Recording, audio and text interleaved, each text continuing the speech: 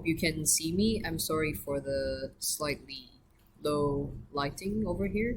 I'm actually recording this video in my campus, just in the dining and lounge area, just in the outdoor section here. Um, so today's topic will be a little bit interesting because it has always been something, a subject that I've always wanted to talk about, and it has to do with morality. And we're gonna be looking at the philosopher, German philosopher Immanuel Kant today on morality and how he views morality in general. So of course, throughout, um, I'm just gonna make a general statement and say that throughout centuries and within society, people and religions, society have tried to formulate a certain set of institution or ethics based on morality itself, on how people would act and agree with one another into one single set of behavior, agreed behavior. And that is perhaps something that even theologians and philosophers and politicians until today have tried to formulate. What's the best kind of ethics and agreements that humans as political animals are supposed to agree on.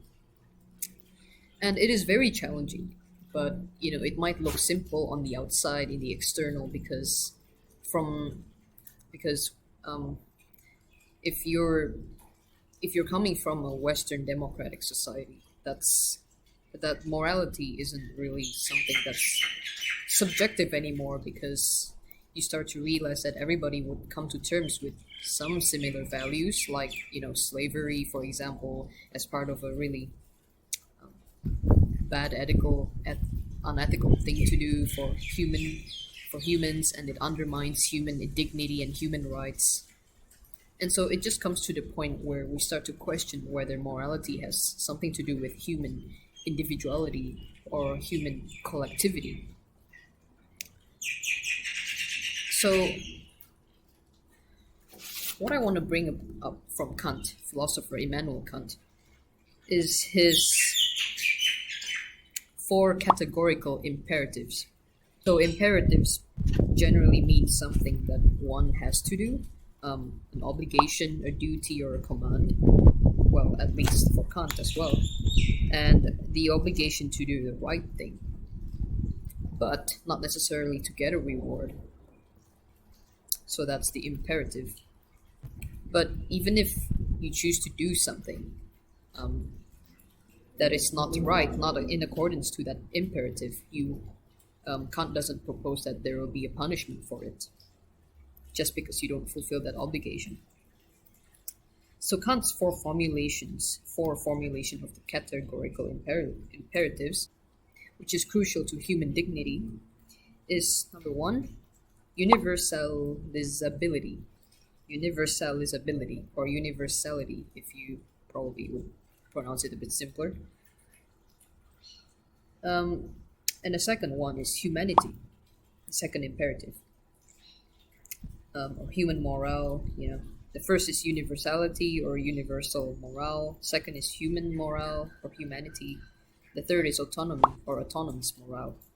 And the fourth is, well, he actually doesn't have four, even though I said earlier that he has four imperatives, but he proposes the idea of the kingdom or the realm of ends. So the first set of categorical imperatives proposes that it's some sort of a rational, moral, general set of ethics that apply to the collective in general, to the government, to society. And it's sort of rationally willed. Everybody has this innate drive within them to actually contribute in some rational way to do good. For example, engaging in fraudulence or teaching that's something not moral, and therefore people will not contribute to it. And the second is humanity, human morale. So, like I said earlier in the beginning of the video, this has to do with slavery, whether that's abolished, that it was already abolished as a collective, that people agreed that it was unethical, well, at least in the Western democratic society, rather than an individual morality. So, number three is autonomy. So, autonomy has to do with self legislation, or the ability to regulate your individuality and your conscience, your ability to will freely in accordance to your dignity, to your integrity. And number four is the kingdom, or the realm of ends. And that means that citizens would always um, they would always formulate some set of ethics as if it's reaching a certain end, as if it's reaching a perfectly moral goal in the end. So it's kind of leading something towards the future or eschatological. So in other words, morality cannot act in a vacuum, and it has always has to act towards an end. I'm sorry, I'm not gonna move a lot in the video because once I actually move my head, it's going to disrupt the lighting. It's gonna cover my face with light. So actually, these four categorical imperatives are really crucial in summarizing what Kant thinks of morality. Although it is although it is worth noting the difference that Kant doesn't actually have a very Christian outlook. I mean, he has some Christian sounding outlook in his morality or his philosophy, but he doesn't actually confuse the idea of universality in particular as the golden rule, or the idea that morality is actually derived from religion in general or from God. So even if Immanuel Kant was raised Lutheran and he had a Lutheran upbringing, and perhaps it does affect his views, but he never actually says that reality or morality itself deriving um,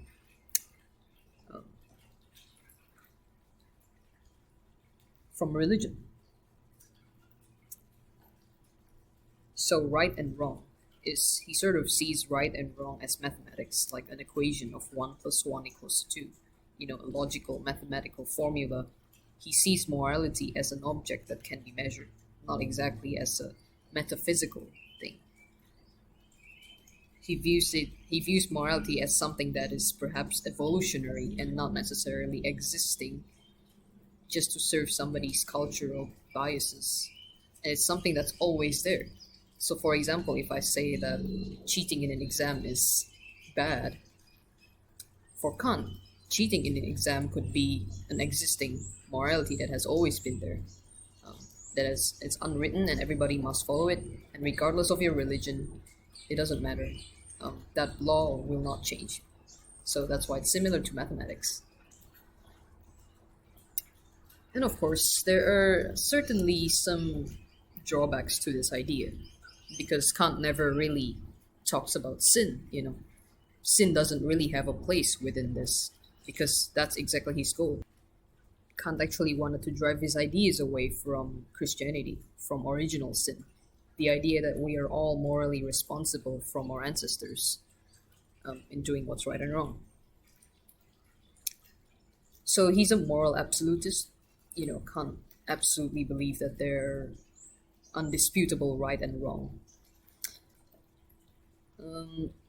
Reality is subtracted from God, definitely. And because Kant thinks that generally morality has a tendency to be superimposed by religion. Of course, there are people like Robin Lovin or Bonhoeffer, if you've heard of those names, who disagreed with Kant. And Robin Lovin, in one of my readings for my course, actually proposed the idea that Kant seems to be saying that our human integrity actually lies on moral complacency. So complacency means like the dependency on moral obligation, on that underlying moral institution, so to speak. So it does seem a bit repressive in a way, and it does inflexible, and it undermines trust because, of course, that has, well, without really referencing to Kant now, people like John Calvin. John Calvin was a theologian who grew up in France, in Geneva. Um, he has this idea that everybody is morally responsible to for their actions towards the collective, and because the collective is derived from God, then whatever we do as an individual is affects the collective order, and the collective order affects God as well. Sorry, I mean God is not affected, but the public order is affected. So it undermines trust. That's what I'm trying to say. And it does appear very theocratic. Um, so yeah, that's all I have to say about Kant. Let me know what you think. I don't want this to be a very long explanation or a talk because I believe that I still need to compile and explore more of his ideas. So yeah, let me know what you guys think.